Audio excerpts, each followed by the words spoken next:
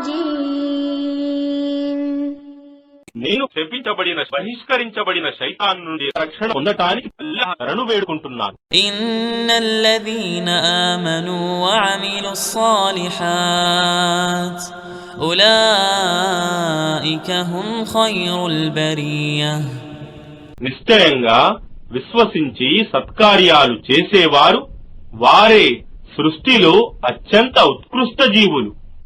جزاؤهم عند ربهم جنات عدن تجري من تحتها الأنهار خالدين فيها أبدا رضي الله عنهم ورضوا عنه ذلك لمن خشي ربه.